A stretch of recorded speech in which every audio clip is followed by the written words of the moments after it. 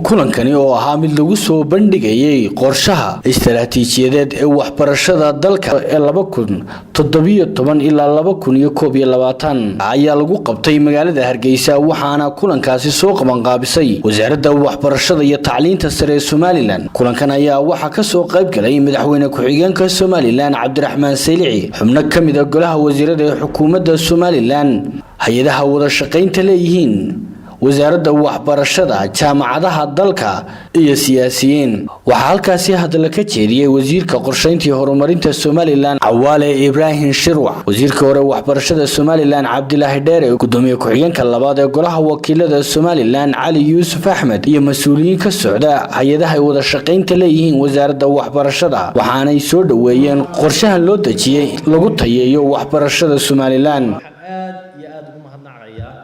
wasaaradda waxbarashadu ay tahay malaha iyo wasaaradda caafimaadku inay yihiin sektarada diyaarsaday iyagoona caawimo badan looga baahan strategic planskooga aad baad u mahadsantiin.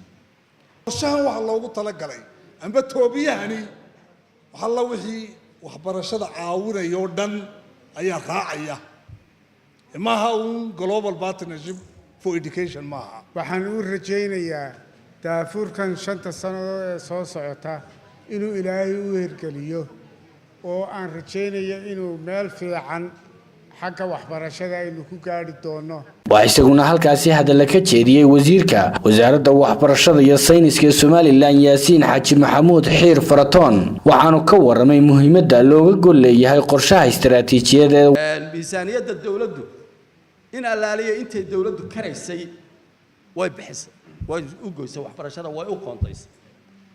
marka wasaarad ahaan miisaaniyadda la eego marka ciidamada iyo nabadgelyada laga yimaado intii ugu badnayd dhaqaalihii ugu badnaabaa dawladdu u qoondaysay waxbarashada. haddana dee ma gaari karo, waxba kama gaari karo.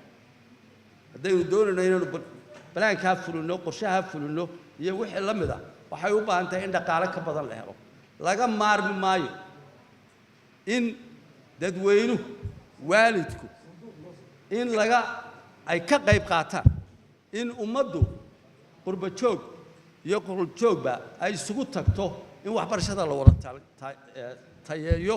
waxa isaguna geestiisa halkaasi ka hadlay madaxweyne ku-xigeenka Soomaaliland Cabdiraxmaan Cabdilaahi Ismaaciil Saylici.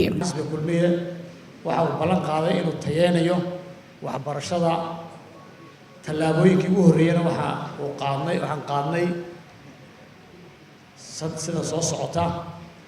kow waxa madaxweynuhu ballan qaaday in waqti daabacaad ee dugsiyada hoose dhexe in dhammaantood bilaash looga dhigo. qorshayaasha ballan qaadnay waa la fuliyay. laba in macallimiinta loo kordhiyo mushaharka iyo loo ogaaday inay lafdhabar u yihiin awoodda dhaqaale ee kulli in xadidayso in 20% loo kordhiyo macallimiintana waa qorshihii labaad la qaaday.